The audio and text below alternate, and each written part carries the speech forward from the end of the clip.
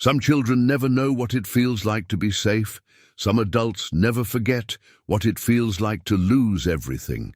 6-year-old Rosemary lives in terror every day while her stepfather beats her and her mother watches with a smile. In the Arizona Territory of 1873, no one hears her cries except Ahiga, an Apache warrior who lost his own family years ago. When he finds the broken child alone in the dirt, he makes a choice that changes everything. He takes her away from the hell she knows, but the town calls him a kidnapper and sends men to hunt them down.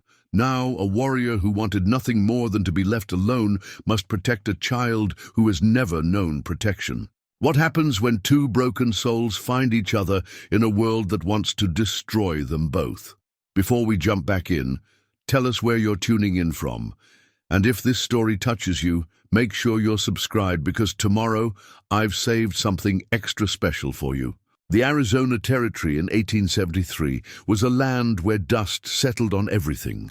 Dreams, hopes, and the blood of the innocent. Copper Falls existed as a smudge against the endless desert, a collection of wooden buildings that housed secrets darker than the mountain shadows that fell across them each evening.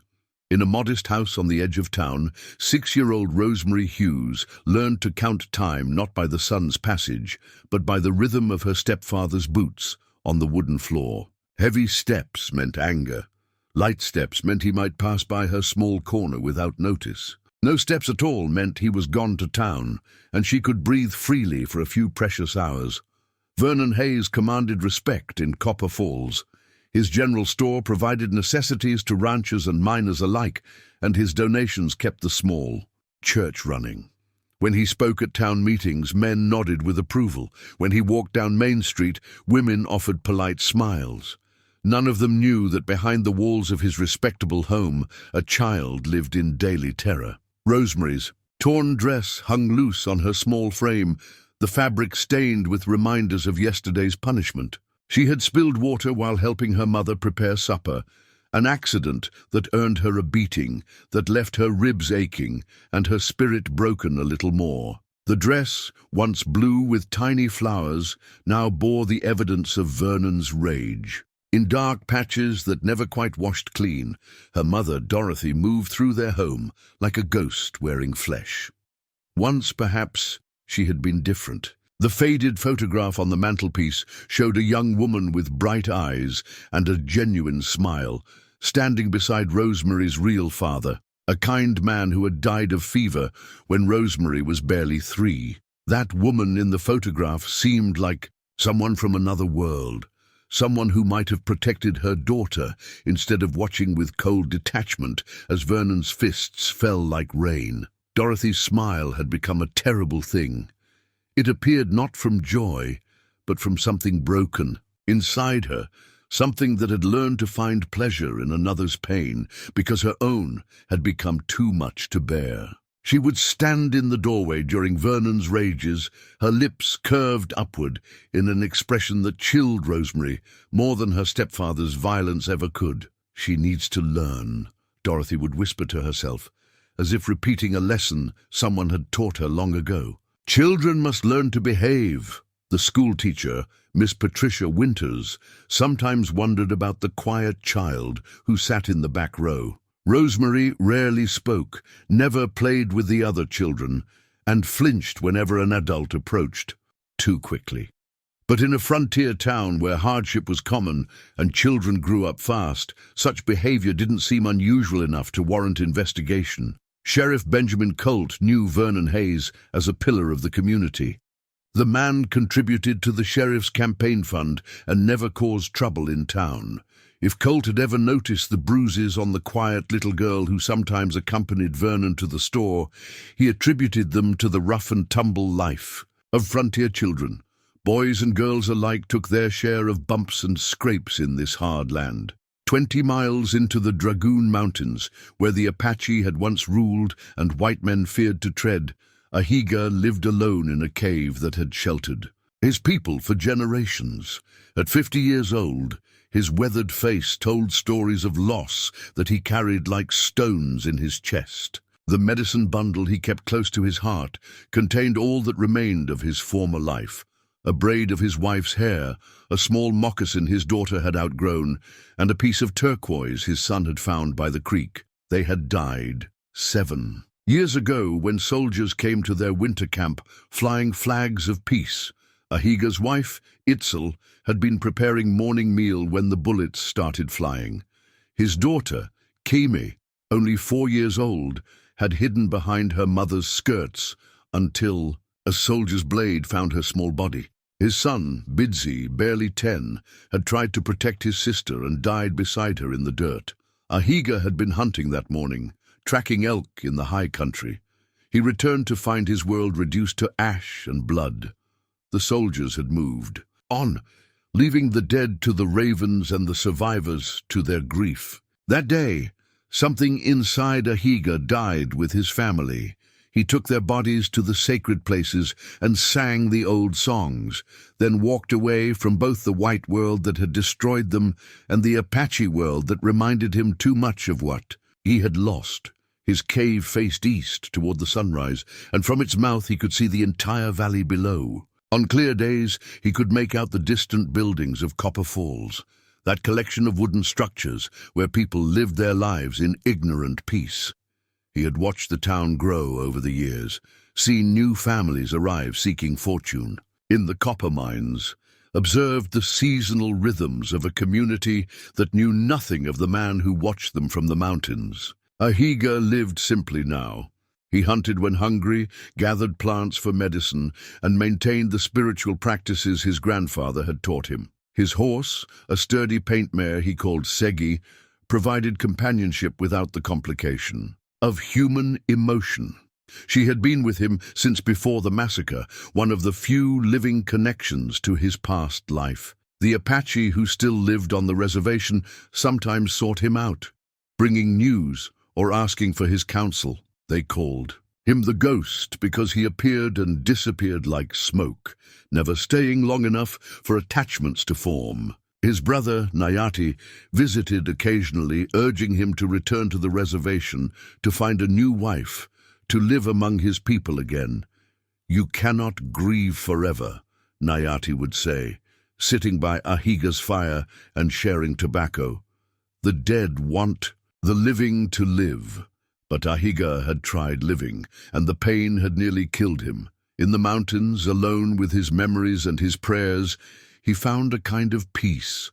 Not happiness, he suspected he would never feel that again, but an absence of the crushing weight that presence of others brought. Here no one expected him to move beyond his loss, to forget his family, to pretend that life could continue as if they had never existed. The desert wind carried many sounds to his mountain refuge: the cry of hunting hawks, the rustle of animals moving through brush, the distant whistle of trains bringing more settlers to the territory. But on this particular evening in late September, as the sun painted the western sky in shades of blood and gold, the wind brought something different. Child's scream. It came from the direction of Copper Falls, thin and desperate, cutting through the evening air like a blade. Ahiga paused in his evening prayers, his weathered hands still wrapped around the sacred beads his grandmother had made. The sound came again, a cry of pure terror and pain that seemed to tear something open in his chest. He told himself it was not his concern. The white settlements had their own problems, their own ways of dealing with trouble. He had learned to ignore the distant sounds of their world, the shouting, the occasional gunshots, the noise of their celebrations and conflicts. But this sound was different. This was not the cry of a child at play, or even a child being disciplined. This was the sound a small animal makes when caught by a predator, when hope dies and only pain remains. Ahiga tried to return to his prayers, but the sound came again, carried on the desert wind like a message from the spirits. Despite himself, despite 7 years of careful isolation, he found himself standing at the mouth of his cave, straining to hear more clearly. The cry faded into silence, but something in that sound had awakened a part of him he thought was buried. With his own children, in the growing darkness, he made a decision that would change everything. He would go down to the valley. He would find the source of that sound. And if he found a child in need, well, perhaps the spirits were telling him that some things mattered more than his own peace. The beating began because Rosemary had forgotten to collect the eggs before dark. It was such a small thing, the kind of childhood oversight that most families might address with a gentle reminder, or perhaps the loss of a small privilege. But in the Hayes household, any transgression, no matter how minor, became justification for Vernon's rage. Rosemary had been playing with her broken clay doll behind the chicken coop, trying to fix its cracked face with mud and hope. The doll was the only toy she owned, a gift from her real father before he died. One arm had broken off months ago, during a particularly violent episode when Vernon had kicked it across the room, but Rosemary still treasured it as her only connection to happier times. She had lost track of time in that precious way children do when they find a moment of peace in a world that offers so few. The sun had set while she whispered stories to her damaged doll, tales of faraway places where little girls were loved and protected, where fathers were gentle and mothers sang lullabies. When she finally remembered the eggs and ran to the coop, she found them already collected and sitting in a basket on the kitchen table. Vernon stood beside them, his face dark with the kind of anger that made her stomach turn to ice. "Did you forget something?" His voice was deceptively quiet, the way it always got before the storm broke. Rosemary clutched her doll tighter, nodding mutely. She had learned that trying to explain or apologize only made things worse. "I had to do your chores because you were too busy playing." He picked up one of the eggs, examining it as if it held some grave importance. "Do you know what happens to children who don't do their chores?" Before she could answer, he hurled the egg at the wall beside her head. It exploded in a spray of yolk and shell fragments, some of which spattered across her face. Then he grabbed a doll from her hands and smashed it against the floor. The clay head shattered completely this time, scattering pieces across the wooden boards like tiny grey tears. What followed was the worst beating Rosemary had ever endured. Vernon's belt whistled through the air, catching her across the back, the arms, anywhere his rage directed it. When she fell to the floor, his boots found her ribs. When she tried to crawl away, he dragged her back by her hair. Dorothy stood in the doorway throughout, wearing that terrible smile, occasionally offering encouraging words to her husband. "That's right, Vernon. She needs to learn. Children these days have no discipline." The beating might have killed her if Vernon hadn't grown tired. When he finally stopped, breathing heavily from his exertions, Rosemary lay curled on the kitchen floor among the pieces of her broken doll, her small body racked with pain and her spirit shattered beyond repair. "Clean this mess up," Vernon ordered, straightening his shirt, "and next time maybe you'll remember your responsibilities." He left for the saloon, as he always did after such episodes, needing to drink away whatever demons drove him to hurt a child. Dorothy followed him part way, pausing at the door to look back at her broken daughter. "You brought this on yourself," she said matter-of-factly.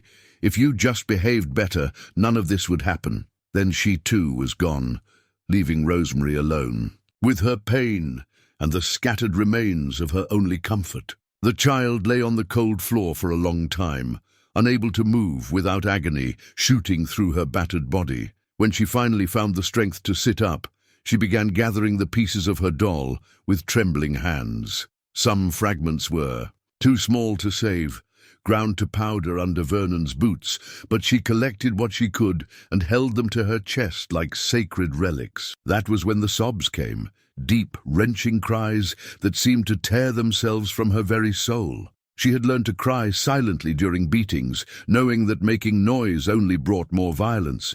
But now, alone in the dark kitchen, her grief poured out in waves of sound that carried through the open windows and across the desert night. 20 miles away, Ahiga heard those cries with perfect clarity. The desert air was still, and sound carried far in the thin atmosphere of the high country. He had been preparing for his descent into the valley, gathering his medicine bundle and a few supplies, when the child's anguish reached him like a physical blow. The sound confirmed what he had suspected. Somewhere in that distant town, a child was suffering in ways no young soul should ever know. He had heard such cries before, during the darkest days of his people's persecution, when soldiers made sport of terrorizing Apache children. The sound was unmistakable, the complete despair of innocence being destroyed. For 3 nights, he watched the Hayes house from a safe distance, learning the rhythms of the family's life. He saw Vernon leave for work each morning, playing the role of respectable businessman. He observed Dorothy's strange, disconnected movements as she went about her daily tasks, and he witnessed the child's careful, fearful existence as she tried to navigate a world that seemed designed to hurt her. On the 2nd night, he watched Vernon beat the girl for dropping a plate. On the 3rd, the punishment came because she had looked at him wrong during supper. Each episode ended the same way, with Vernon departing for the saloon and Dorothy retreating to her bedroom, leaving the child alone to tend her wounds in silence. Ahiga found himself thinking of his own daughter, Kemi, who would have been 11 now if the soldiers' bullets had not found her. She had been fearless and bright, quick to laugh and quicker to forgive. Watching this broken child navigate her daily terror brought back memories he had tried to bury.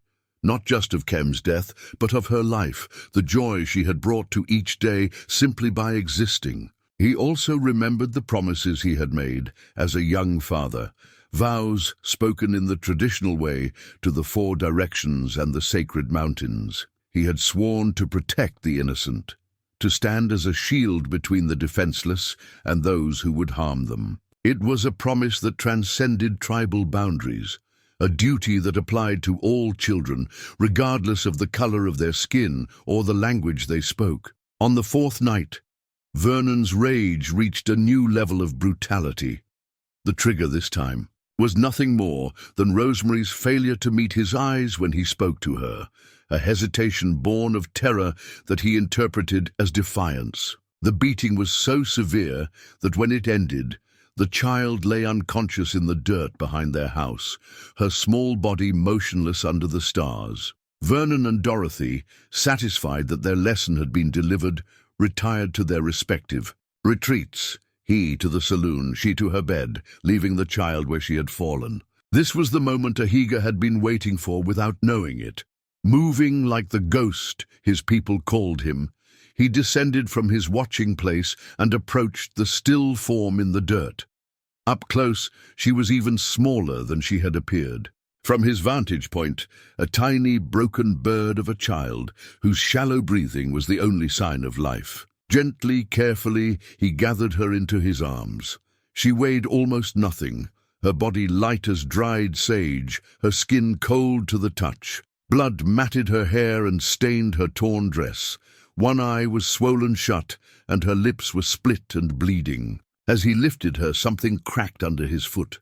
Looking down, he saw the scattered pieces of a clay doll, its painted face smashed beyond recognition. Without fully understanding why, he gathered the largest fragments and tucked them into his medicine bundle alongside the sacred items of his own lost family. Standing there in the darkness, holding this broken child who reminded him so painfully of his own daughter, Ahiga made a choice that would alter the course of both their lives. He would not return her to this house of horrors. He would not leave her to face another day in this hell that called itself a home. Instead, he would take her away from here, back to the mountains where healing was possible and safety could be found. He would give her what his own children had been denied, a chance to grow up without fear, to know what it meant to be protected instead of hurt. The town would call him a kidnapper. They would send men to hunt him down. They would never understand that sometimes salvation looks like theft to those who profit from suffering. But none of that mattered now. What mattered was the child in his arms, still breathing, still alive, still capable of healing if given the chance. What mattered was the promise he had made long ago to protect the innocent, a vow that had been tested by tragedy but had never been broken. As he carried Rosemary away from the only home she had ever known, a place that had never deserved the name, Ahiga whispered a prayer to the spirits of his ancestors. He asked for strength to protect this child, wisdom to heal her wounds, and courage to face whatever consequences his choice might bring. Behind them, the Hayes house sat empty and silent, its inhabitants too lost in their own darkness to notice that the light they had tried so hard to extinguish had finally been carried to safety. The journey into Apache territory took most of the night, with Ahiga carrying the unconscious child across terrain that would challenge even an experienced rider. His horse, Segi, followed without command, her sure feet finding safe passage through rocky draws and desert washes that would have defeated most white men's mounts. Rosemary drifted in and out of consciousness during the ride, her small body limp against Ahiga's chest. When pain brought her briefly to awareness, she would whimper and try to curl into herself, but exhaustion and injury pulled her back into merciful darkness before terror could fully take hold. Ahiga spoke to her in quiet Apache during these moments, his voice gentle and rhythmic like water flowing over stones. He told her she was safe now, that no one would hurt her anymore, that the mountains would protect them both. He knew she couldn't understand his words, but he hoped the tone might reach some part of her consciousness and plant seeds of comfort. They reached his cave as the first light of dawn painted the eastern peaks in shades of gold and rose. The journey had taken nearly 6 hours, climbing steadily into country few white men had ever seen. Here, among the ancient rocks and sacred springs, the Apache had found refuge for countless generations. Here perhaps one small broken child might find healing. Ahiga's hunting knife, a blade his father had forged from meteoric iron and blessed in the old ceremonies, had hung at his side throughout the rescue. Now he used it for a different kind of cutting. With careful precision, he sliced away the rope that bound Rosemary's wrists, remnants of some cruel game Vernon had played before the beating. The rope had cut into her skin, leaving angry welts that spoke of how long she'd been restrained. As the bonds fell away, something seemed to ease in the child's unconscious form. Her breathing deepened slightly, and the tight lines of pain around her eyes softened. It was a small thing, but to Ahiga it felt like the first victory in what he knew would be a long war against the damage that had been done to her spirit. He made a bed for her in the deepest part of the cave, where the stone walls would hold warmth and the shadows would provide comfort for eyes that had seen too much cruelty in bright daylight. Using soft deer hide and rabbit fur he had gathered over the years, he created a nest that would cradle her broken body gently. Water was the first necessity. A spring-fed pool near the cave entrance provided clear, cold water that Ahiga had blessed. In the traditional way, when he first arrived here years ago, using strips torn from his own shirt, he began the careful process of cleaning her wounds. Each injury told a story of calculated cruelty. Belt marks across her back, boot prints on her ribs, finger-shaped bruises on her thin arms. The child stirred as the cool water touched her face, and for a moment her eyes fluttered open. They were the color of winter sky, pale blue and startlingly beautiful despite being surrounded by swollen tissue. When she saw Ahiga's weathered face leaning over her, her eyes went wide with terror. She tried to scream, but her injured throat could produce only a harsh whisper. Her small body thrashed weakly as she attempted to escape, but pain and exhaustion made coordinated movement impossible. Ahiga continued his gentle ministrations, talking to her in Apache, his voice calm and reassuring. "Shh, little one. You are safe now. No one will hurt you here. The mountain spirits watch over this place, and they have brought you to safety." She couldn't understand his words, but something in his tone began to penetrate her terror. This man's hands, though rough from years of outdoor living, touched her with infinite gentleness. When she flinched, he paused. When she whimpered, he murmured comfort. This was so different from the hands she had known. Vernon's fists that brought only pain, Dorothy's neglectful touch that offered no comfort. Slowly, carefully, she allowed him to continue cleaning her wounds.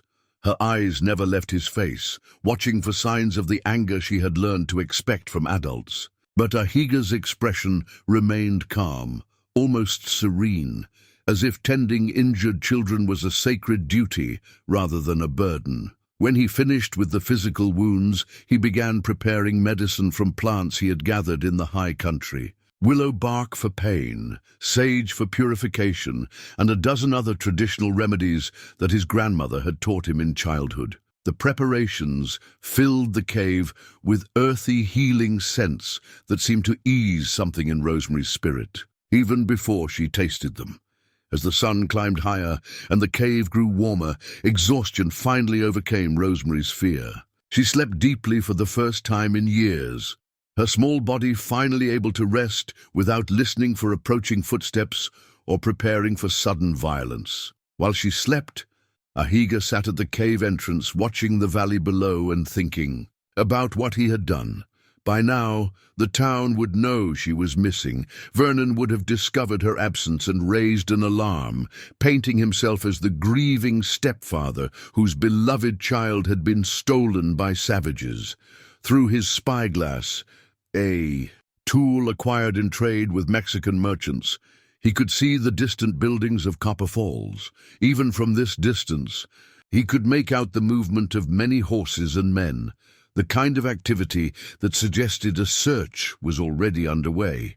Sheriff Colt would be organizing a posse, gathering volunteers from among the townspeople who saw only a respectable businessman's distress and heard only stories of Apache depredation. They would come looking for tracks, following the route Ahiga had taken into the mountains, but few of them knew this country well enough to track a ghost. The thought of pursuit didn't frighten him. These mountains had hidden Apache warriors from much more determined enemies than a frontier sheriff and his volunteers.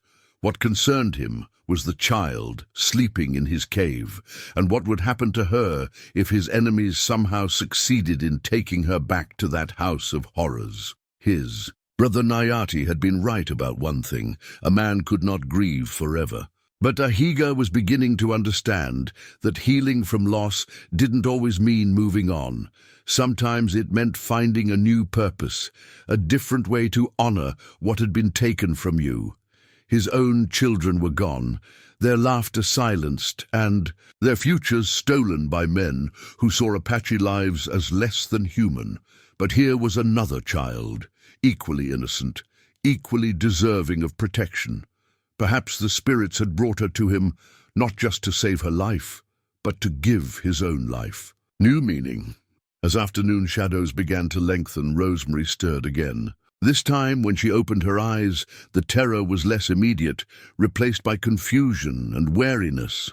She looked around the cave, taking in details her earlier panic had missed. The neat arrangement of Ahiga's few possessions, the sacred symbols painted on the walls, the gentle light filtering through the entrance. Ahiga offered her water in a gourd cup his wife had made years ago. Rosemary stared at it suspiciously at first, but thirst eventually overcame caution. The water was sweet and cold, unlike anything she remembered tasting. When she had drunk her fill, Ahiga offered food, strips of dried meat and cakes made from ground acorns and pine nuts. She ate slowly, carefully, as if expecting the food to be snatched away or turned into an excuse for punishment.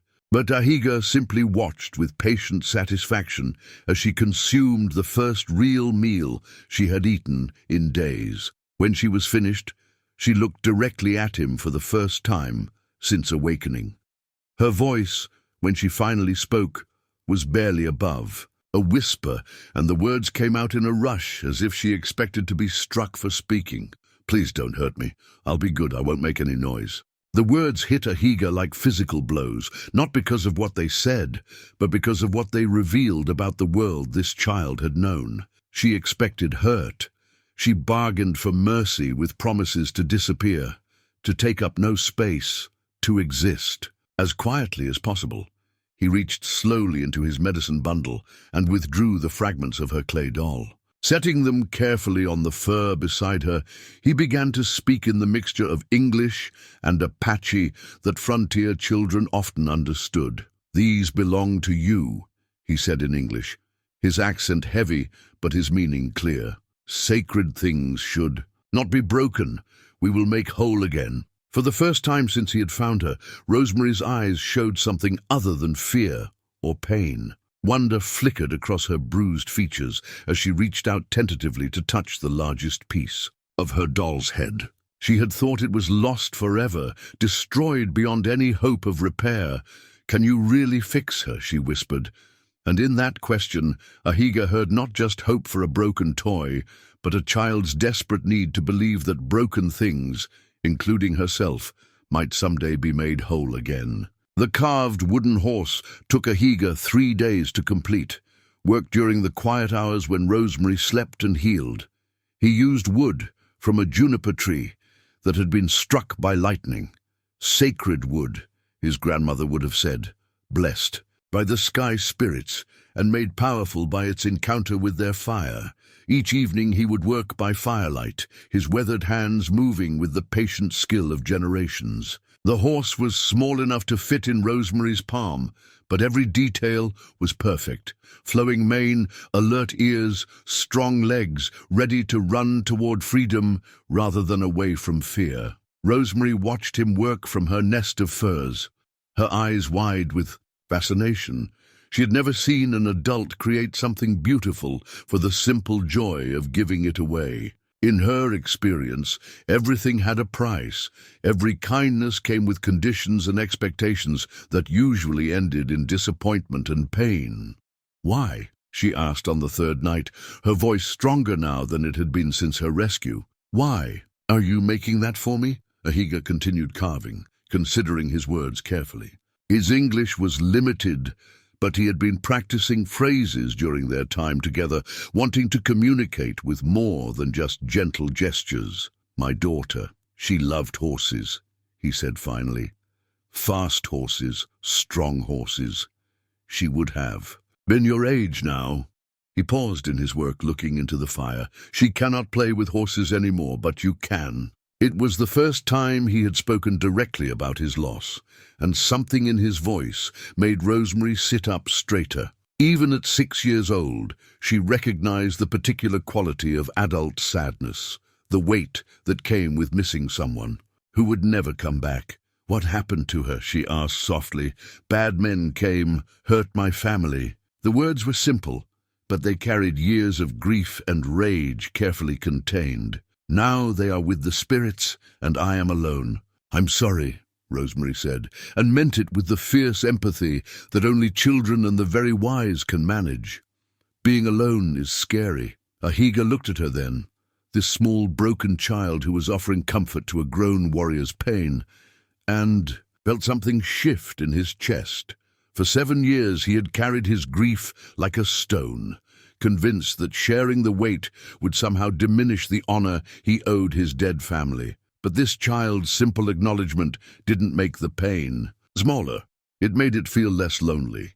"Yes," he agreed, "being alone is very scary, but we are not alone now." When he finished the horse the next morning, he presented it to her with the same ceremony his grandfather had used when giving gifts to children. He held it in both palms, speaking a blessing in Apache before placing it in her small hands. Rosemary cradled the wooden horse like the precious gift it was. The wood was smooth and warm, polished to a soft glow by Ahiga's patient work. She could feel the love that had gone into its creation, the hours of careful attention that said she was worth someone's time and effort. "She's beautiful," Rosemary whispered, running her fingers along the carved mane. "What should I name her?" Ahiga smiled, the first real smile to cross his face in years. "In Apache, we would call her Segi, like my big horse. It means fast." "Segi," Rosemary repeated carefully, trying to match his pronunciation. "Hello, Segi. We're going to be good friends." It was a small moment, a child playing with a toy, but for both of them, it represented something profound. For Rosemary, it was the first gift she had ever received that came without conditions or hidden costs. For Ahiga, it was the first time since his family's death that he had created something for joy rather than mere survival. The breakthrough in trust came on the 5th day when Rosemary smiled. Ahiga had been teaching her a simple Apache word, water, when she stumbled over the pronunciation in a way that created an entirely different word, meaning stone. He had corrected her gently, then demonstrated the difference by pointing to the water spring, and then to a rock. When understanding dawned in her eyes, followed immediately by delighted laughter, her entire face transformed. The smile started small and tentative, as if she wasn't sure she was allowed such expressions. But when Ahiga smiled back and began to laugh himself, her joy broke free like water escaping from a dam. She actually giggled, at her mistake and the silly sound she had made. The sound of a child's laughter filled the cave for the first time in 7 years, and Ahiga felt something he had thought was buried forever stir back to life in his heart. This was what his own children's laughter had sounded like, this pure expression of delight in small discoveries. From that moment, progress came more quickly. Rosemary began to venture out of her fur nest, exploring the cave and the area immediately. Around it, she discovered the spring where crystal-clear water bubbled up from deep in the mountain, tasted wild berries that Ahiga showed her were safe to eat, and learned to identify the calls of different birds. Each morning brought new words in Apache: sun, bird, safe, friend. Ahiga was patient with her pronunciation, celebrating each small success as if she had accomplished something magnificent. His teaching style was so different from anything she had known that it took time for her to understand that mistakes were opportunities to learn rather than reasons for punishment. During quiet times, usually in the late afternoon when the desert sun made even the cave mouth too hot for activity, Ahiga would work on repairing her doll, using clay from a sacred site deeper in the mountains, plant dyes for paint, and tiny pieces of rabbit fur. He slowly rebuilt what Vernon's rage had destroyed. Rosemary would watch these restoration sessions with intense concentration, as if memorizing every movement of his hands. Sometimes she would hand him tools or point to pieces that needed attention.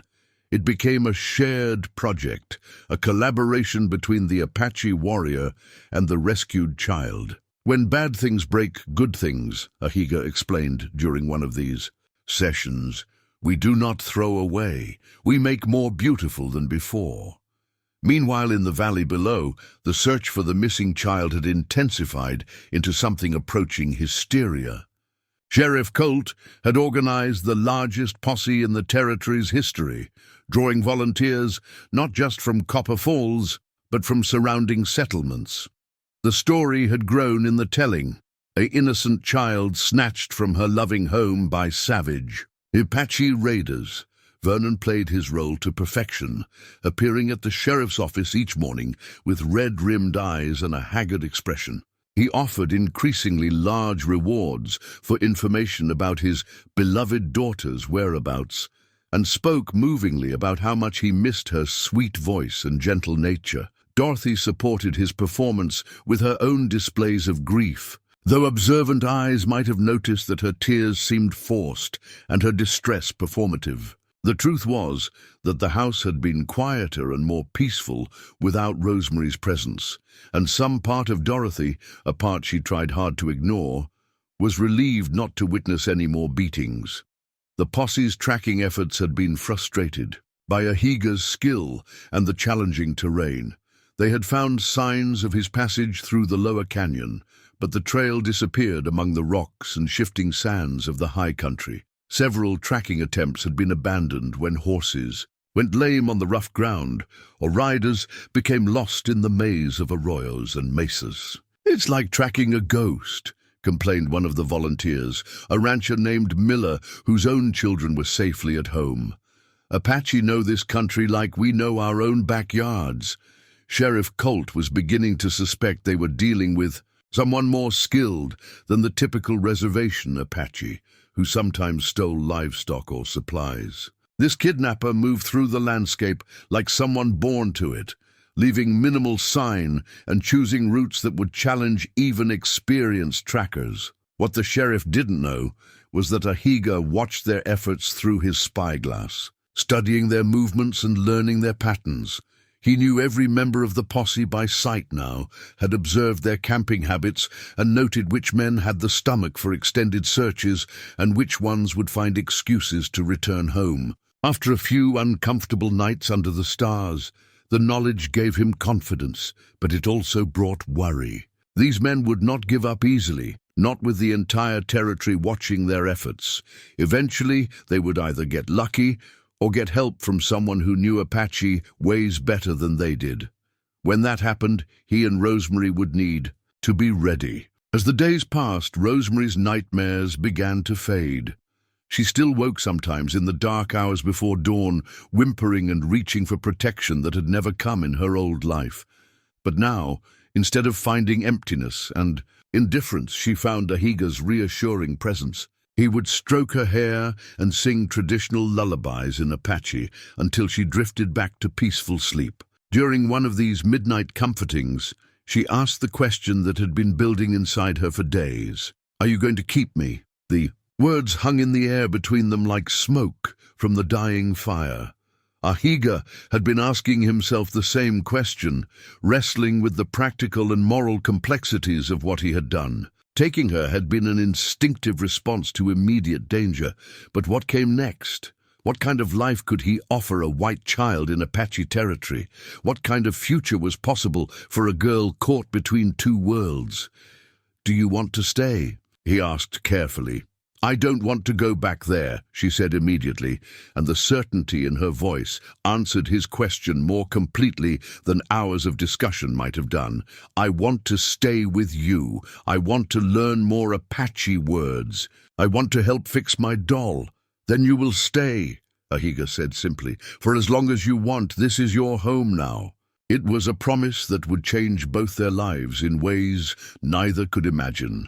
But in that moment, in the flickering firelight of the cave that had become a sanctuary, it felt like the most natural thing in the world. A broken warrior and a damaged child, finding in each other the family they had both lost to the cruelties of an unforgiving world. 3 weeks into their mountain exile, Rosemary had transformed from a broken child into something resembling a normal 6-year-old. Her bruises had faded to yellow shadows, her cuts had healed clean, and most importantly, the constant fear that had hunched her shoulders and dimmed her eyes was beginning to lift.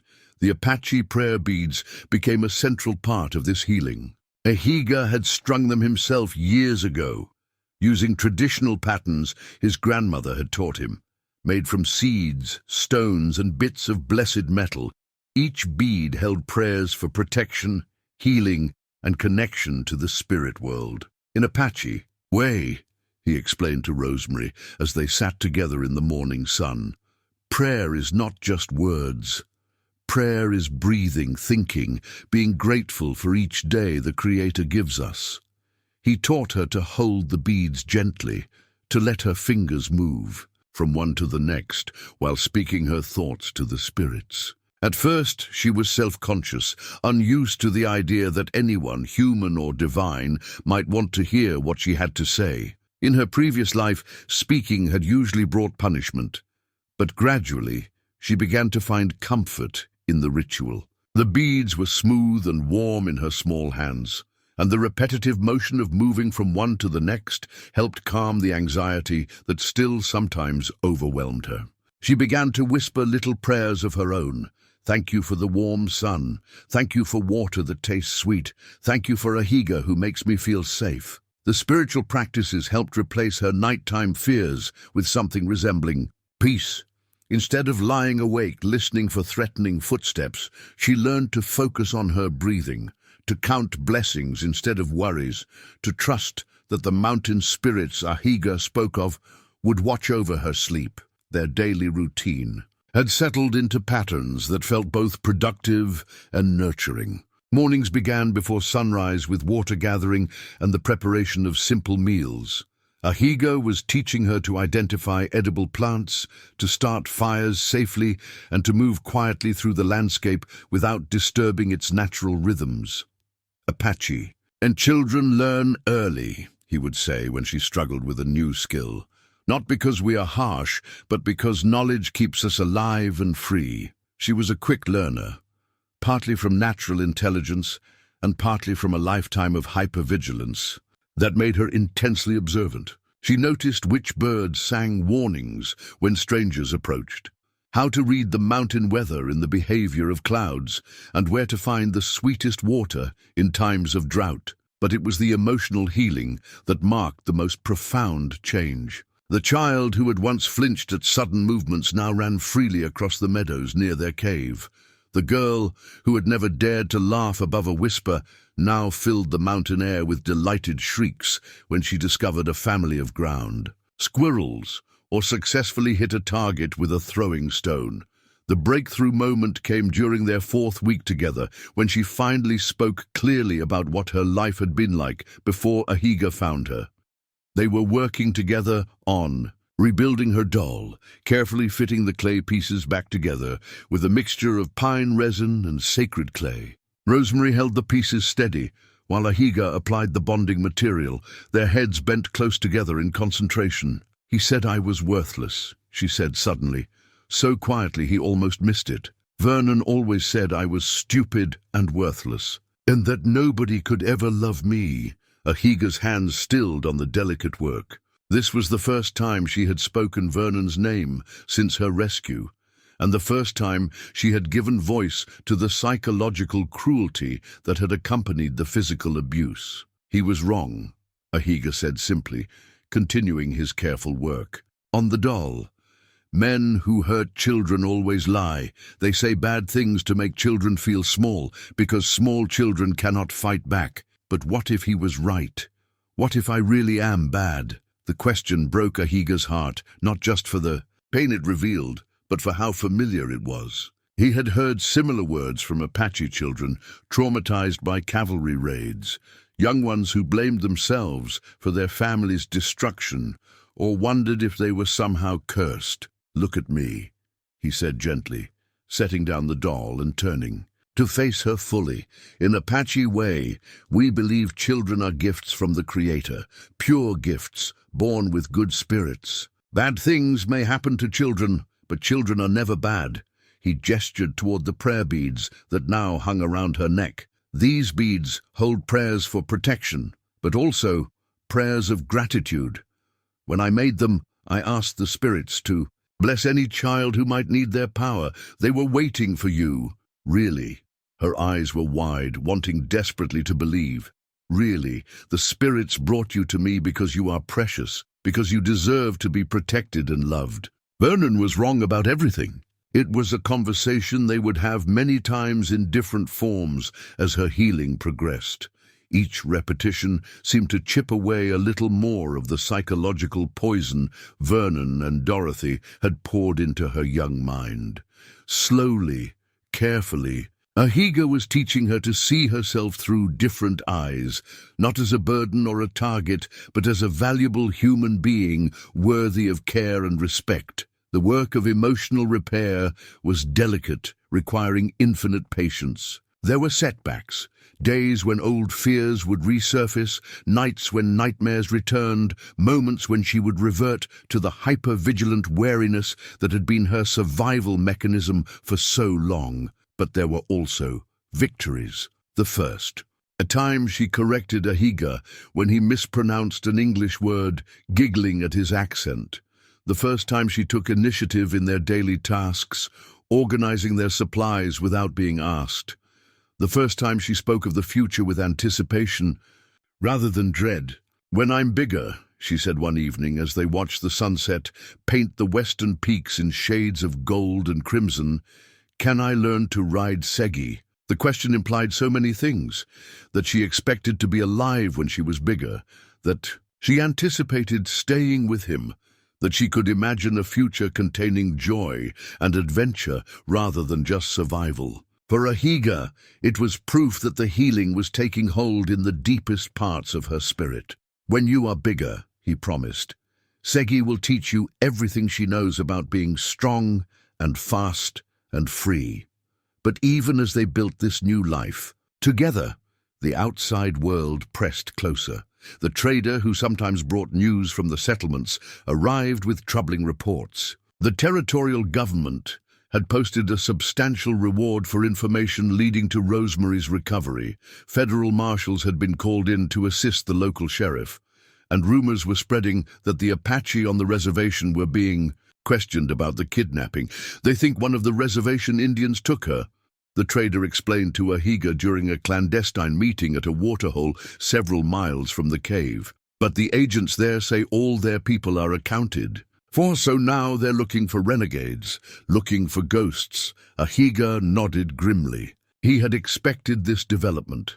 The systematic tightening of the search, the involvement of federal authorities with more resources and experience than local posses. It was only a matter of time before someone with real tracking skills picked up his trail.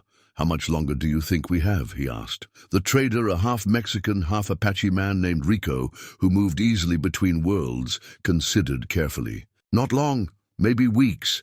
They're bringing in trackers from the Apache scouts, men who know the old ways. And the reward money is making people very motivated." That night, as Rosemary slept peacefully in her fur nest, Ahiga sat at the cave entrance and wrestled with possibilities he didn't want to face. He could take her deeper into the mountains, into countries so remote that even Apaches seldom ventured there. They could live as nomads, always moving, always hiding, but that was no life for a child. Rosemary was thriving in their current sanctuary, growing stronger and happier each day. To tear her away from this security and drag her into a life of constant flight seemed almost as cruel as returning her to Vernon's house. Yet the alternative, staying here and eventually being found, carried its own terrible risks. If they were discovered, he would be killed or imprisoned, and she would be returned to her abusers. All the healing they had accomplished would be undone. All the trust and love they had built would be destroyed. As he struggled with these impossible choices, a new sound drifted up from the valley below, the distant baying of hounds. Someone had brought tracking dogs to the search, animals that could follow scent trails, invisible to human trackers. For the first time since rescuing Rosemary, Ahiga felt the cold touch of real fear. The game was changing, and he wasn't sure his mountain sanctuary could protect them much longer from the world that wanted to tear them apart. The hand-drawn map changed everything. Rosemary had been working on it for days, using charcoal from their fire and pieces of bark as paper. At first, Ahiga thought she was simply playing, creating the kind of imaginary landscapes that children often draw.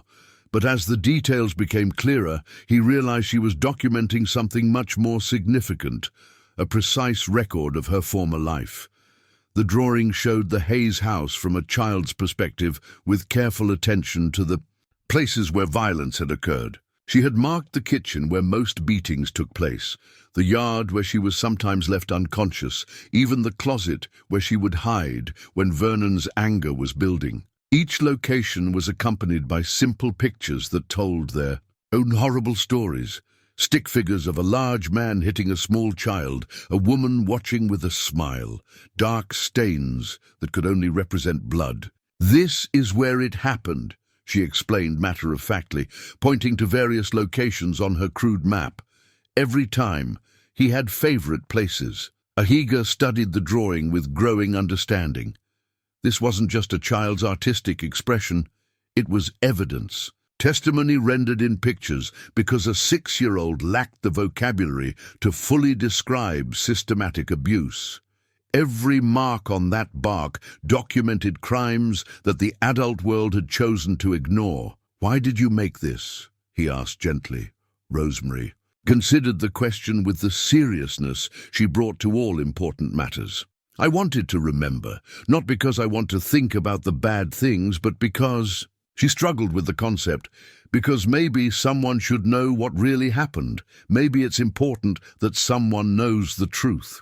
Her words carried a wisdom far beyond her years, the kind of insight that comes from surviving experiences no child should ever face. She understood in some deep part of her spirit that truth-telling was essential to healing, not just her own healing, but the healing of a world that too often protected abusers at the expense of their victims. The map also represented something else: Rosemary's growing ability to speak about her trauma without being consumed by it. She could now discuss Vernon's cruelty and Dorothy's complicity with a clarity that came from feeling safe enough to remember without reliving. Meanwhile, the external pressure was building toward an inevitable confrontation. Federal Marshal Samuel Harrison had arrived in Copper Falls with a reputation for finding missing persons and a bag full of techniques that local law enforcement lacked. Unlike Sheriff Colt, who relied mainly on volunteer posses and traditional tracking methods, Harrison brought scientific approaches to the search. He interviewed townsfolk with a detective's eye for inconsistency, asking probing questions about the Hayes family that made some people uncomfortable. He examined the physical evidence at the house with forensic care, noting things that local investigators had missed or ignored. And most importantly, he brought tracking dogs bred specifically for finding human scent across difficult terrain. The dogs had already picked up Ahiga's trail at several water sources, confirming what Harrison suspected. The kidnapper was still in the area, probably hiding in the mountains that offered the best concealment. It was only a matter of time before the trail led them to the right canyon, the right cave, the right hiding place. Dr. Margaret Flynn, the physician who served several frontier communities, had also become involved in the case. Something about Vernon Hayes' story didn't sit right with her medical training. She had treated injured children before, and she knew the difference between accidental harm and deliberate abuse. When Marshal Harrison asked her to examine the Hayes house for signs of violence, she found evidence that no one else had thought to look for. Bloodstains on the kitchen floor that hadn't been completely cleaned, gouges in the wooden walls where objects had been thrown, and scratches around the doorframe that suggested someone had tried to escape by clawing at the wood. "Marshal," she said after completing her examination, "I think there's more to this story than we've been told." Her suspicions were confirmed when she discreetly questioned other townspeople about the Hayes family dynamics.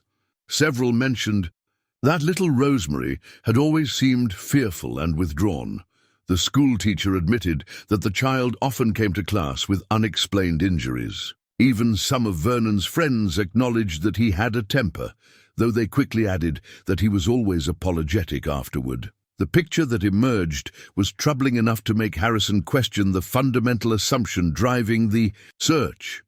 What if the child hadn't been kidnapped at all? What if she had been rescued? Back in the mountains, Ahiga was preparing for the possibility of discovery. He couldn't take Rosemary deeper into the wilderness without better supplies and more time to prepare, but neither could he simply wait for capture. There had to be a third option.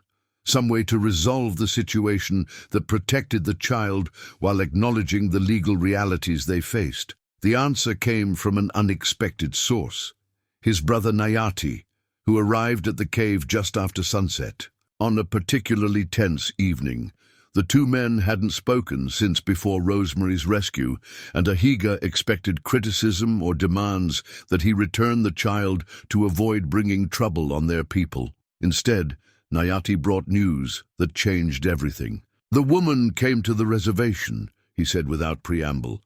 "The child's mother. She was asking questions about you, about whether you really took her daughter." Ahiga felt his stomach tighten. If Dorothy was actively seeking him out, it meant the hunt was closing in, but Nayati's expression suggested there was more to the story. "She was not angry," his brother continued. "She was different. Frightened, but not of you. She kept asking if the child was safe, if she was being fed and cared for. And she had marks on her face, fresh bruises that looked like handprints. The implications were staggering. Dorothy Hayes, who had watched her daughter's abuse with that terrible smile, was now seeking information about her welfare from the very people who were supposed to be her enemies. And she bore the marks of recent violence. violence that could only have come from Vernon. Did she say what she wanted? Ahiga asked. She said she needed to know the truth about what happened to her daughter. She said she was tired of living with lies. Nayati paused, studying his brother's face carefully. She said if the child really was safe and happy, maybe it was time for the truth to come out. It was the break Ahiga hadn't dared hope for. An ally from within the enemy camp, someone who might be willing to testify to the truth of Rosemary's situation. But it also represented enormous risk. Dorothy Hayes was an unstable person, caught between competing loyalties. She might genuinely want to help, or she might be setting a trap designed to locate their hiding place. As if summoned by their conversation, Rosemary emerged from the deeper part of the cave where she had been sleeping. She moved with the quiet grace she was developing in the mountain environment, but her expression was troubled. "I heard voices," she said, looking curiously at Nayati. "Is everything all right?" Ahiga introduced his brother in Apache, then translated for Rosemary's benefit. Nayati studied the child with the intense gaze of someone trying to measure character and strength. What he saw seemed to satisfy him, a healthy, alert child who showed no signs of mistreatment or coercion. "She is thriving," he observed to Ahiga. "In their own language. Whatever you have done here, it has been good for her spirit." Then, switching to the careful English he had learned in his dealings with government agents, he addressed Rosemary directly. "Your mother is looking for you. She wants to know if you are safe." The child's reaction was immediate and complex. Hope warring with fear, longing mixed with caution. She wanted to believe that Dorothy might finally be acting like a protective mother, but years of disappointment had taught her not to trust such possibilities. "Does she really want to help me?" Rosemary asked. "Or does she want to take me back to him?" It was exactly the right question, and Nayati's respect for the child deepened. Despite her youth, she understood the essential issue at stake, whether this development represented genuine change or simply another form of manipulation. "I think," Nayati said carefully, "she is beginning to understand what should have been clear long ago, that children deserve to be protected, not hurt, that some secrets are too terrible to keep." That night, the three of them sat around the fire discussing possibilities that had seemed impossible just hours before. For the first time since the rescue, they could imagine a resolution that didn't require permanent exile or separation. It wouldn't be easy, and it wouldn't be guaranteed, but it offered something that had been missing from all their other options: hope. The question now was whether they could trust Dorothy Hayes to follow through on her apparent change of heart, and whether they could do so without putting Rosemary back into danger. The stakes couldn't be higher: a child's life, a warrior's freedom, and the possibility that truth might finally triumph over the lies that had protected evil for too long. Dorothy's hidden journal would have remained buried forever if Vernon hadn't decided to kill her. The decision came to him on a whiskey-soaked night 3 weeks after Rosemary's disappearance, when the federal marshal's questions had grown too pointed, and the town's sympathy was beginning to shift toward suspicion. He could see it in their eyes, the dawning realization that his grief might be performance, that his desperate search for his beloved daughter might be motivated by fear. Rather than love, Dorothy had become a liability. Her increasingly erratic behavior, her pointed silences during interviews, and her disturbing habit of mentioning details about Rosemary's injuries that she shouldn't have known, all of it threatened to unravel the carefully constructed narrative of their respectable family life. But Dorothy had anticipated this possibility. The journal hidden beneath the loose floorboard in their bedroom documented 7 years of systematic abuse, not just of Rosemary, but of Dorothy herself, written in careful, precise handwriting that spoke of education and intelligence buried. Under years of terror, it told the true story of the Hayes household. The early entries revealed a woman trying to understand her own victimization, attempting to rationalize Vernon's violence as something she deserved or could control. But as the years progressed and Rosemary grew old enough to become a target, Dorothy's writing became increasingly horrified at her own complicity. "I watched him hit her today, and I smiled," read one entry from 2 years earlier. "God forgive me. I smiled because it wasn't me this time. What kind of mother does that make me? What kind of person?" Later entries showed her growing awareness that she was trapped in a system that made victims into accomplices, that her own survival had come at the cost of her daughter's safety. She had documented every beating, every humiliation, every moment, when she had chosen her own protection over her child's welfare.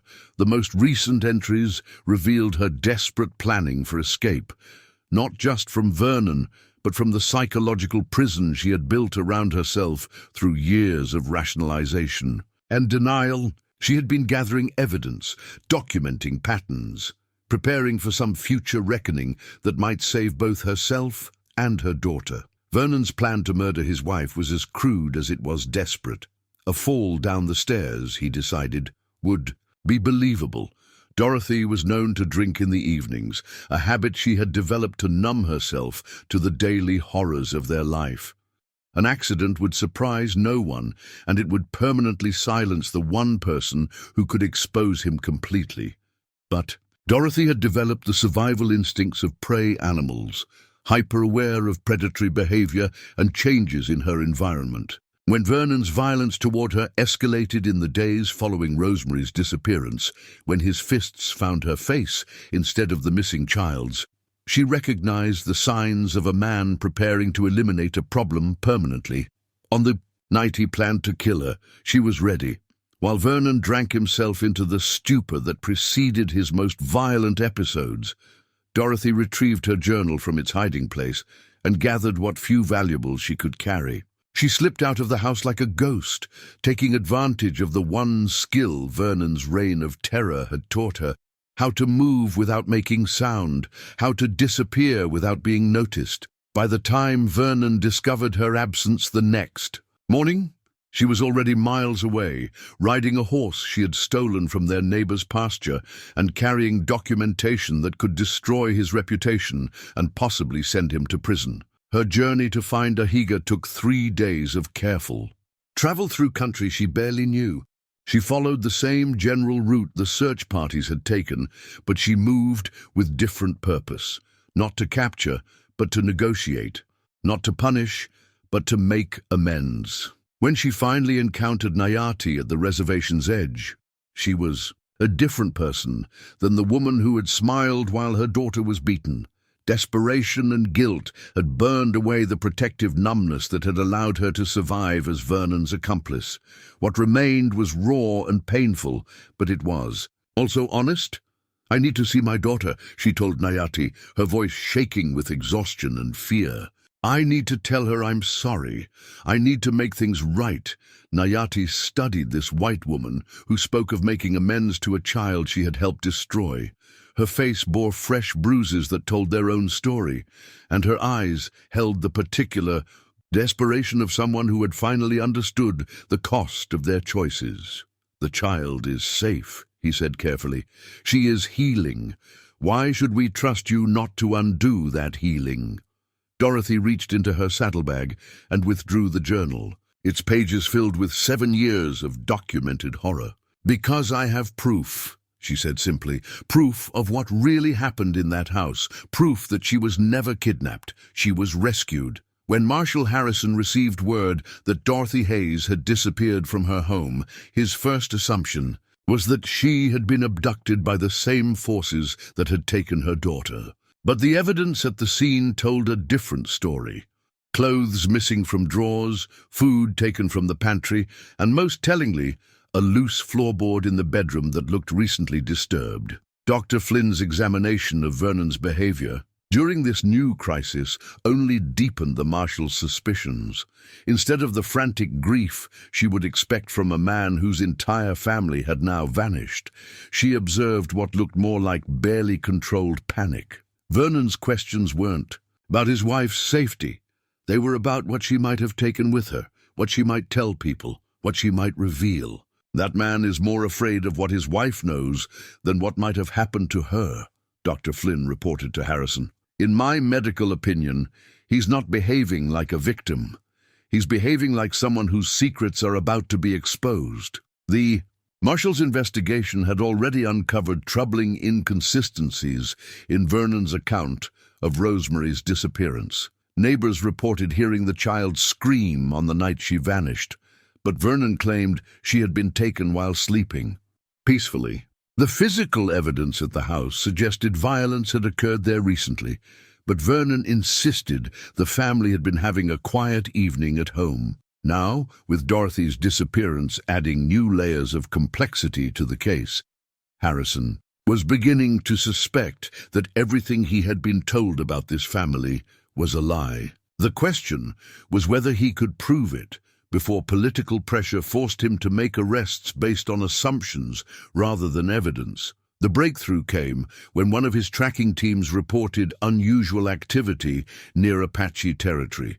Not the movements of fugitives, but what appeared to be a planned meeting between parties who knew each other. Someone was orchestrating something in those mountains, and Harrison suspected it might be the key to understanding what had really happened to the missing child. Meanwhile, in the sacred cave that had become a sanctuary, Ahiga was preparing Rosemary for the most difficult conversation of her young life.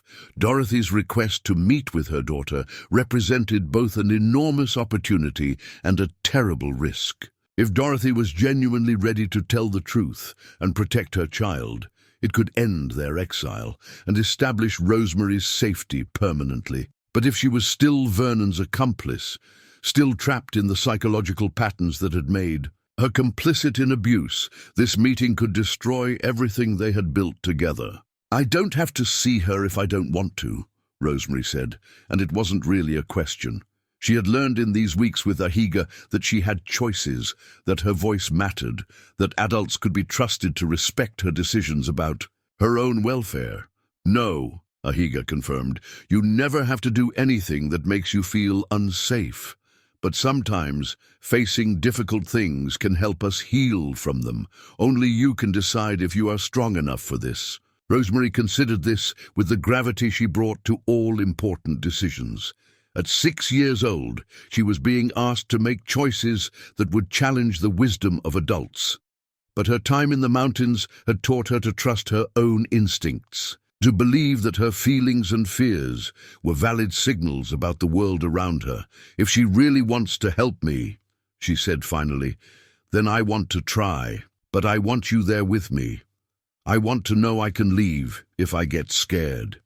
It was exactly the kind of mature, self-protective thinking that convinced Ahiga she was ready for whatever came next. The broken child he had rescued was gone, replaced by a young person who understood her own worth and was prepared to defend it. As they prepared for a meeting that could change all their lives, none of them knew that Marshall Harrison was closing in on their location, guided by evidence and instincts that pointed toward a truth none of them had expected. The stage was set for a confrontation that would force everyone involved to choose between the comfortable lies they had lived with and the difficult truths that could set them all free. The war paint felt familiar against Ahiga's weathered skin, each stroke applied with the ceremonial precision his grandfather had taught him decades ago. Red clay mixed with sacred herbs, symbols of protection and strength drawn in patterns that connected him to generations of warriors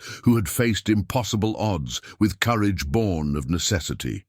He had not worn war paint since the day he buried his family, had not called upon the warrior spirits since grief had driven him into solitary exile. But tonight was different. Tonight he was not just Ahiga the hermit or Ahiga the grieving father. Tonight he was once again what he had been born to be, a protector of the innocent, a shield between the helpless and those who would destroy them. Rosemary watched the transformation with wide eyes, understanding instinctively that she was witnessing something sacred. The gentleman who had taught her to gather berries and speak Apache words was becoming something more elemental, more powerful. The paint seemed to change not just his appearance, but his entire presence, calling forth aspects of his character that had been dormant during their peaceful weeks together. "This is who you really are," she said softly, and it wasn't a question. Ahiga paused in his preparations, considering her words. "This is who I was trained to be," he corrected gently. "A warrior protects what matters most. For many years, I had nothing left to protect. Now I do." The meeting with Dorothy had been arranged for neutral ground. A box canyon several miles from their cave sanctuary, far enough from town to avoid immediate discovery, but accessible enough for a woman traveling alone. Marshal Harrison had agreed to attend as witness and protector, his growing suspicions about the true nature of the case, making him willing to consider alternatives to the standard law enforcement approach. Dr. Flynn would also be present, both as medical examiner for Rosemary's condition and as advocate for the child's welfare. Her involvement had been crucial in persuading Harrison that this meeting served justice rather than obstructed it. If the child showed signs of abuse at her rescuer's hands, the doctor would document it. If she showed signs of healing and proper care, that too would be noted. But Ahiga knew that legal proceedings and medical examinations were only part of what they faced. Vernon Hayes would not simply accept his wife's betrayal or his stepdaughter's testimony without a fight. A man who had built his reputation on respectability and his power on intimidation would not surrender either without violence. The reports Nayati brought from town confirmed these fears. Vernon had been gathering supporters, men who owed him money or favors, men who shared his views about the proper order of things, men who were willing to use force to maintain a system that served their interests. Sheriff Colt, whether from genuine belief or simple corruption, had thrown his support behind Vernon's version of events. "He's calling it a rescue mission," Nayati reported. "Says the federal marshal has been deceived by Apache lies that they need to save both the woman and child from savage kidnappers." It was a narrative that would resonate with frontier communities still traumatized by decades of warfare between settlers and indigenous peoples. The idea that respectable white citizens might be guilty of child abuse seemed less plausible to many than the notion that Apache raiders had somehow manipulated federal authorities. Ahiga understood the psychological dynamics at work. It was easier for people to believe in external monsters than to confront the possibility that evil lived among them, wearing familiar faces and holding positions of trust. Vernon's respectability was a kind of camouflage that protected him more effectively than any fortress wall. But truth had its own power, and Ahiga had been gathering allies who understood that power. Rico the trader had agreed to serve as messenger and coordinator, his mixed heritage allowing him to move between Apache and Mexican and Anglo communities without arousing excessive suspicion. Dr. Flynn had quietly documented evidence of abuse at the Hayes house, building a medical case that would be harder to dismiss than emotional testimony. Most importantly, Dorothy's journal provided written documentation that corroborated everything they claimed about conditions in the Hayes household. Her careful, dated entries created a timeline of abuse that no amount of Vernon's charm could explain away. Yet Ahiga knew that legal evidence and moral arguments might not be enough to protect them when facing men willing to use violence to maintain their version of reality. That was why he had chosen to reclaim his warrior identity, why he had spent the afternoon in spiritual preparation for what might be his final battle. "If things go badly tonight," he told Rosemary as the sun began to set over the western peaks, "you must remember what I have taught you. You are worth protecting, you deserve to be safe, and no matter what happens, you are loved." She nodded solemnly, though her eyes showed the fear she was trying to hide. "Will you promise me something?" she asked, her voice small but determined. "What is it, little one? Promise that whatever happens, you won't let them take me back to him. Promise that if we can't stay together, you'll make sure I'm safe somewhere else." The request broke something. in Ahiga's heart and rebuilt it stronger. This child, who had learned to trust again after years of betrayal, was asking him to make the hardest promise a protector could make, to choose her welfare over their relationship if necessary. "I promise," he said simply. "Your safety matters more than anything else, more than my freedom, more than my life." The ride to the canyon took 2 hours through terrain that grew increasingly treacherous as darkness fell. Ahiga had chosen the route carefully, using paths that would challenge Vernon's supporters while giving his own party advantages of position and escape routes. Every rock formation and creek bed was familiar to him, part of a landscape he had studied and memorized during years of solitary wandering. Marshal Harrison arrived first, as planned, positioning himself and his 2 deputies where they could observe all approaches to the meeting site. Dr. Flynn came with him, her medical bag and notebook, ready to document whatever evidence the night might reveal. Dorothy arrived next, and the change in her appearance was startling. The woman who had watched her daughter's abuse with that terrible smile was gone, replaced by someone who looked as if she had been carrying impossible weight and had finally found the strength to set it down. Her face bore the marks of Vernon's recent violence, but her eyes held something that had been missing for years: resolution. She dismounted slowly, clutching her journal like a lifeline, her gaze searching the shadows for signs of her daughter. When Ahiga emerged from concealment with Rosemary at his side, Dorothy's composure cracked completely. "Oh, baby," she whispered, falling to her knees as tears streamed down her bruised face. "Oh, my sweet baby girl, I'm so sorry. I'm so very sorry." Rosemary hung back, torn between the longing for maternal love and the learned wariness that had kept her alive. She looked to Ahiga for guidance, and he nodded encouragingly while staying close enough to intervene if needed. "Mama." Rosemary's voice was tentative, testing the waters of a relationship that had been poisoned by years of betrayal and complicity. "I failed you," Dorothy said, making no attempt to approach until given permission. "I failed you in every way a mother can fail a child. I let him hurt you because I was too afraid, too broken, too selfish to protect you the way I should have." Marshal Harrison watched this reunion with the trained eye of someone who had seen many family reconciliations turn suddenly violent. But what he observed was genuine remorse meeting cautious hope.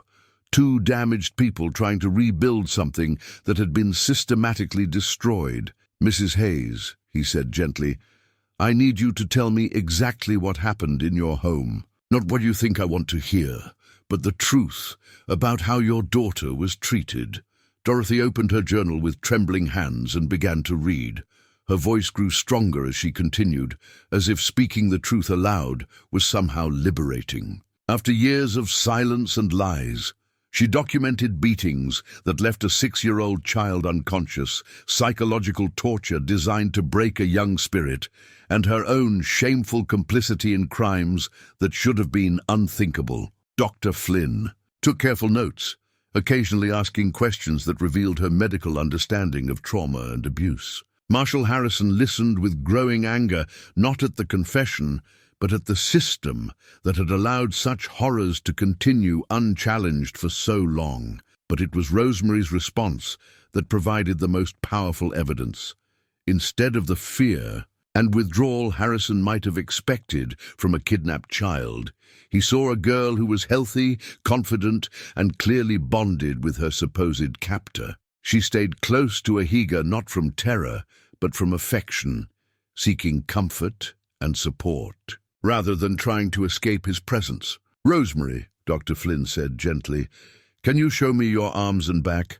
I need to see how you've been treated since you've been away from home." The child looked to Ahiga, who nodded encouragingly. When she removed her shirt, the assembled adults could see the faded remnants of old injuries, and more importantly, the healthy muscle tone and clear skin that spoke of proper nutrition and care. The contrast with her condition when Ahiga had found her was stark and undeniable. "This child has been well cared for," Dr. Flynn announced. Whatever else might be true about this situation, she has not been harmed by her current guardian. It was then that the sound of approaching horses broke the temporary peace of the canyon. Vernon had arrived with his supporters, and from the number of hoofbeats echoing off the canyon walls, he had brought considerably more men than expected. Ahiga's hand moved instinctively to his rifle, the warrior instincts fully awakened now. He positioned himself between Rosemary and the approaching threat, while Marshal Harrison and his deputies took defensive positions behind the scattered boulders that dotted the canyon floor. "Remember," Ahiga said quietly to those around him, "we have the truth on our side, but truth sometimes needs protection before it can be heard." The war paint on his face seemed to glow in the firelight as he prepared for the confrontation that would determine not just Rosemary's future, but whether justice could triumph over power in a world that too often protected the wrong people, for the wrong reasons. In the distance, Vernon's voice could be heard rallying his men with lies about savage kidnappers and innocent victims. But here in the canyon, surrounded by people who knew the real story, the truth felt stronger than the deceptions that had sustained it for so long.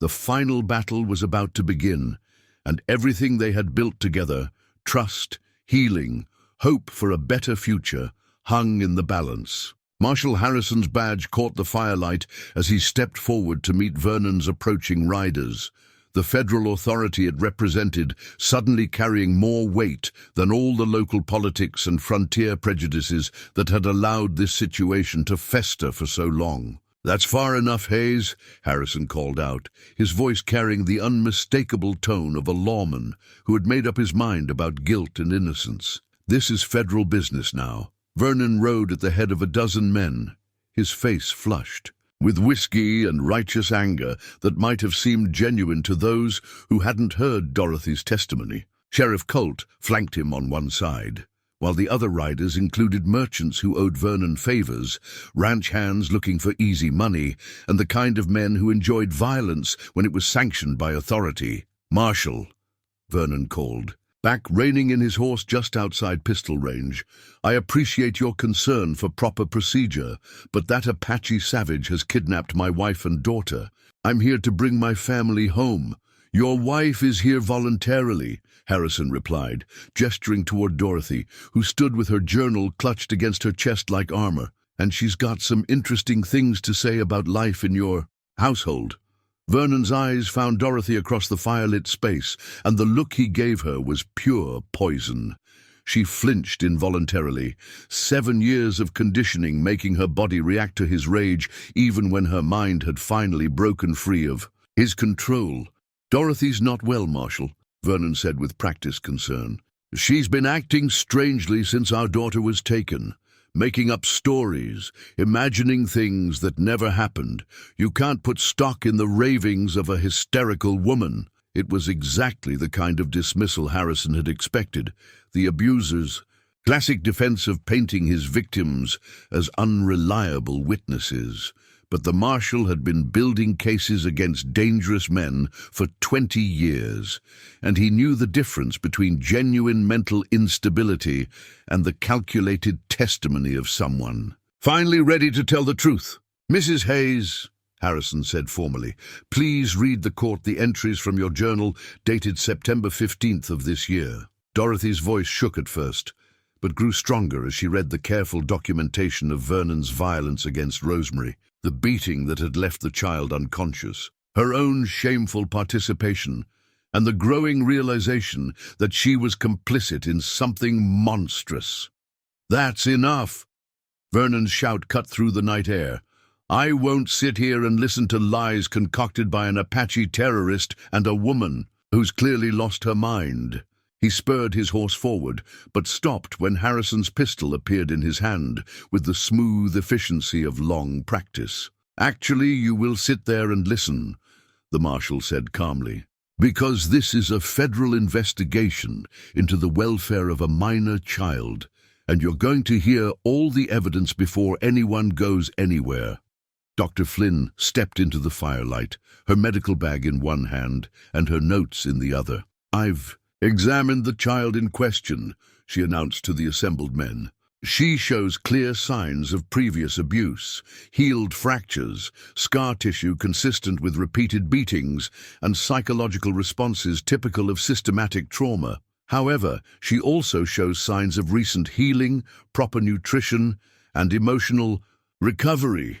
She gestured toward Rosemary, who stood close to Ahiga but showed none of the fear or withdrawal that might be expected from a kidnapped child. This is not a child who has been harmed by her current guardian.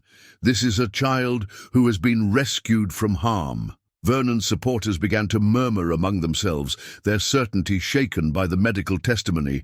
They had come expecting a simple rescue mission, but the evidence being presented painted a very different picture than the one Vernon had sold them. Sheriff Colt, however, remained unmoved. His political future was tied to Vernon's respectability, and admitting error now would cost him too much.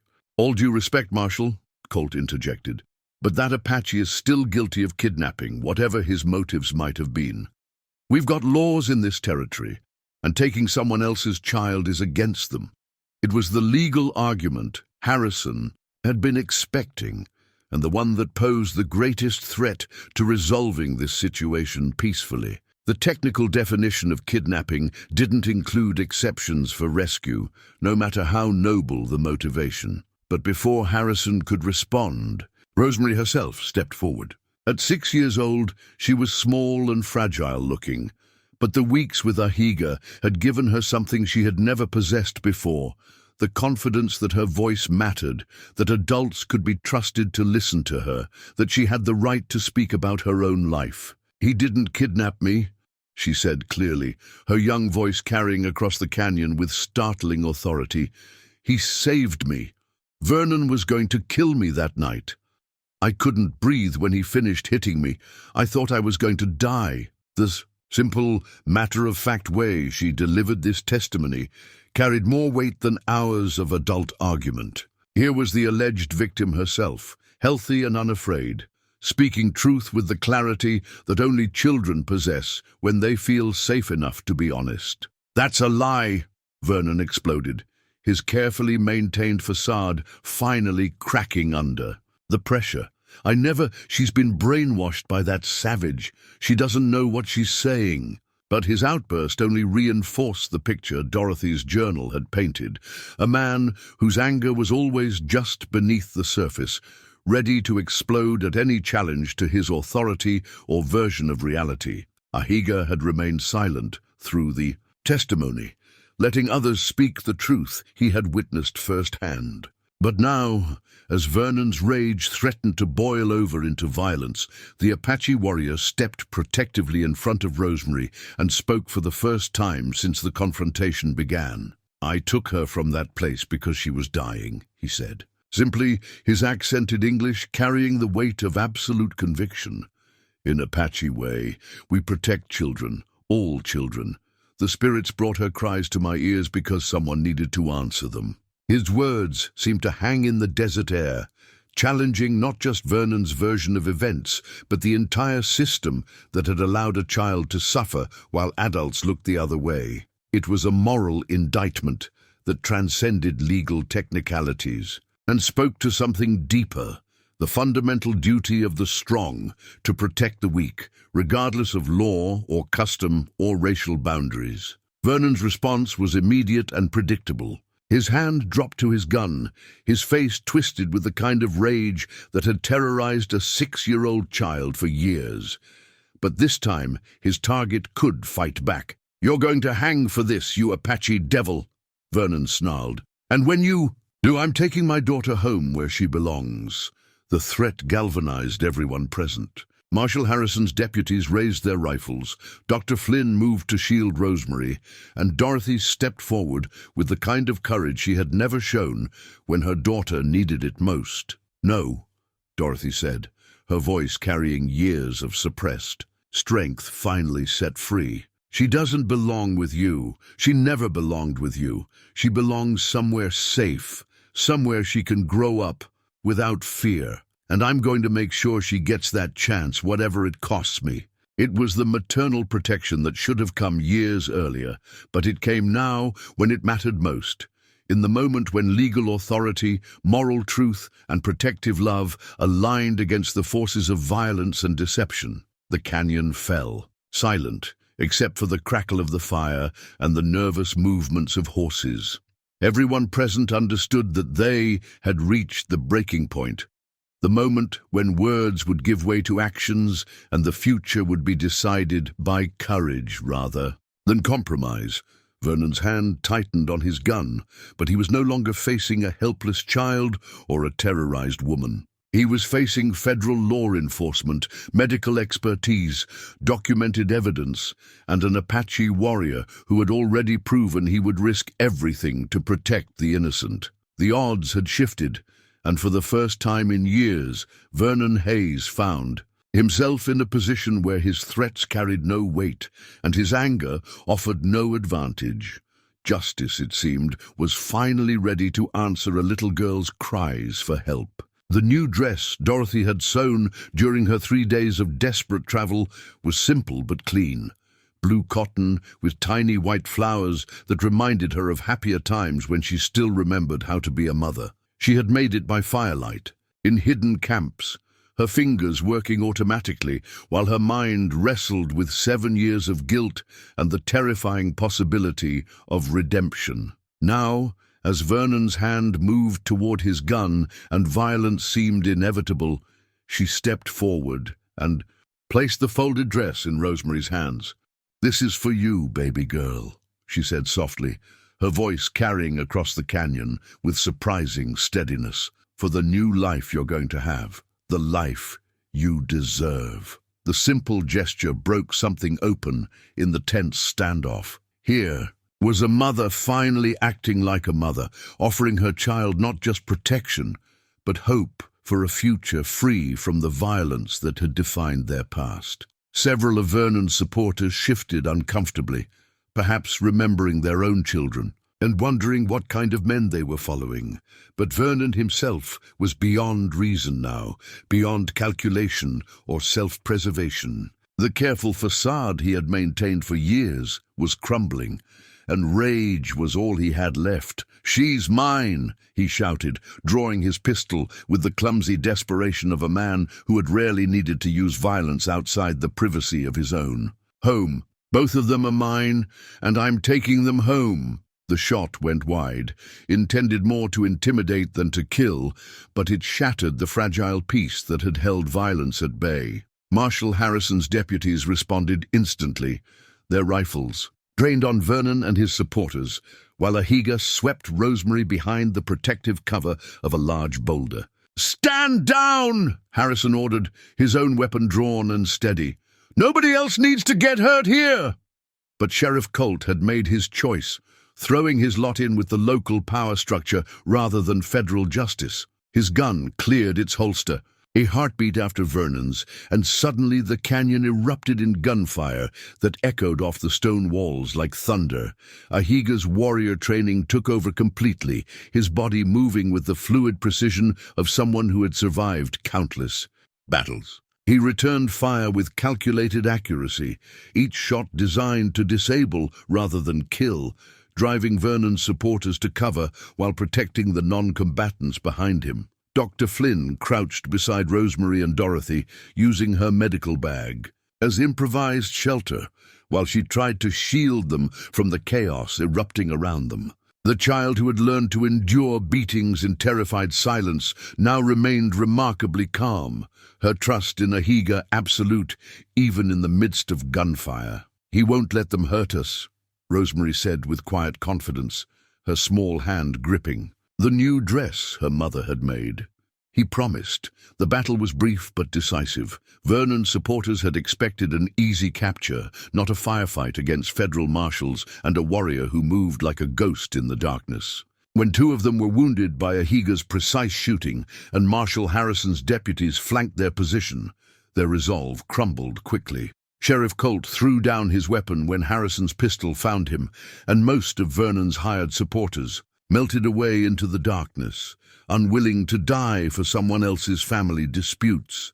Vernon himself fought with the desperate fury of a cornered animal, but his rage made him careless, and his drinking made him slow. When Ahiga emerged from cover to end the threat permanently, Vernon's final shot went wild, and the Apache warrior's response was swift and final. The silence that followed the gunshots was almost deafening. Smoke hung in the air above the canyon, and the acrid smell of gunpowder mixed with the desert sage and the lingering aroma of their campfire. Vernon lay motionless near his fallen horse, his threats and violence finally silenced forever. Sheriff Colt sat with his hands raised, his political calculations having led him to the wrong side of history. The few remaining supporters who hadn't fled into the darkness were being disarmed by Marshal Harrison's deputies. "Is it over?" Rosemary asked, emerging from behind the boulder with her new dress still clutched in her small hands. Ahiga holstered his rifle and knelt beside her, his painted face gentle despite the violence he had just unleashed. "Yes, little one, it's over. You're safe now. We all are." Dr. Flynn stood slowly, her medical instincts overriding the shock of witnessing combat for the first time. She moved to check on the wounded, but her primary concern was for the child who had been at the center of this deadly confrontation. "How are you feeling, sweetheart?" she asked Rosemary, kneeling to examine her for any signs of trauma from witnessing. "The violence? I'm okay," Rosemary replied honestly. "I knew Ahiga would protect us. He always keeps his promises." Marshal Harrison surveyed the scene with the professional detachment of a lawman who had seen too many such confrontations. Justice had been served, but at a cost that would require careful documentation and explanation to satisfy territorial authorities. "Mrs. Hayes," he said to Dorothy, who sat on a nearby rock, clutching her journal like a lifeline, "I'll need you to come to town tomorrow to give formal testimony. This journal of yours is going to be crucial evidence in establishing what really happened here." Dorothy nodded mutely, still processing the fact that her nightmare was truly over. Vernon could never hurt her again, could never terrorize her. Her daughter could never use his respectable facade to hide unspeakable cruelty. "What happens to Rosemary now?" she asked, the question that mattered more than her own future. Harrison looked at the child, who stood close to Ahiga with the natural trust of someone who had found genuine protection after years of fear. The legal complexities were significant, but the moral clarity was absolute. "That's going to be up to her," he said finally, "and up to the people who can give her the kind of life she deserves." As the adrenaline of combat faded and the reality of their victory settled in, the small group in the canyon began to understand that they had done more than save one child's life. They had proven that truth could triumph over power, that justice could exist even in a world that often protected the wrong people, and that sometimes the most unlikely alliances could accomplish what law and order alone could not. The war paint on Ahiga's face caught the firelight as he lifted Rosemary into his arms, carrying her away from the scene of violence toward a future that, for the first time in her short life, held the promise of safety and love. Behind them, Dorothy followed with quiet dignity, carrying her journal and her daughter's new dress, symbols of the courage it had taken to finally choose truth over survival, her child's welfare over her own protection. The canyon that had witnessed so much pain and fear was now filled with something different. Hope, hard-won and precious, but real enough to build a new life upon. The photograph was Dorothy's idea, taken 6 months after that violent night in the canyon when their strange little family had finally found peace. The territorial photographer had made the journey to their homestead specifically to capture this image, the first formal portrait any of them had ever posed for together. Ahiga stood in the center, his weathered hands resting gently on Rosemary's shoulders. The war paint was gone now, replaced by the calm dignity of a man who had found his purpose in protecting rather than grieving. He wore the simple clothing of a frontier rancher, but his posture carried the unmistakable bearing of someone who had fought for what mattered most, and won. Rosemary sat on a wooden chair between her protectors, her face bright with the confidence that had grown steadily over their months together. She wore the blue dress with tiny flowers that Dorothy had sewn during those desperate days of decision, but it had been altered and improved with embroidered Apache symbols that Ahiga had taught her to recognize. She was no longer the broken child who had been rescued from that house of horrors, but she wasn't entirely the white frontier girl she had been born to be either. She was something new, a bridge between worlds, carrying the best of both cultures. Within her healing heart, Dorothy stood to one side, her transformation perhaps the most remarkable of all. The woman who had once watched her daughter's abuse with that terrible smile was gone, replaced by someone who had learned to find strength in truth-telling rather than in survival through complicity. Her face bore the lines that came from facing hard truths about herself, but her eyes held the peace that came from finally choosing to protect rather than to appease. The legal resolution had been complicated, but ultimately satisfactory. Marshal Harrison's investigation had uncovered evidence of Vernon's abuse that extended far beyond the Hayes household. Other families where children had suffered in silence, other women who had been terrorized into submission. Dorothy's journal had become the cornerstone of a case that exposed a pattern of violence the community had chosen to ignore for years. The territorial court had ruled that Ahiga's actions constituted rescue rather than kidnapping, a precedent that acknowledged the moral duty to protect children even when it meant challenging legal technicalities. More importantly, they had granted him legal guardianship of Rosemary, recognizing that the bond between them transcended conventional categories of family and race. Dorothy had voluntarily relinquished her parental rights, acknowledging that her years of complicity had damaged her daughter in ways that required more healing than she could provide. But she hadn't disappeared from their lives. Instead, she had become something she had never been before. A genuinely protective maternal figure, rebuilding her relationship with Rosemary on a foundation of honesty rather than fear. "I need to earn the right to be called your mother again," she had told Rosemary during one of their careful conversations, "and that might take years, if it ever happens at all, but I want to try if you'll let me." The homestead they now shared sat in a valley that belonged technically to neither Apache nor Anglo territory, a place where different worlds could meet without the baggage of historical conflict. Ahiga had purchased the land with savings accumulated during his years of solitary existence, creating a space where Rosemary could grow up knowing both cultures without having to choose between them. She attended the territorial school 3 days a week, learning to read and write in English and to navigate the social expectations of frontier society. But the other days were spent with Ahiga, mastering traditional Apache skills and learning to see the world through indigenous eyes.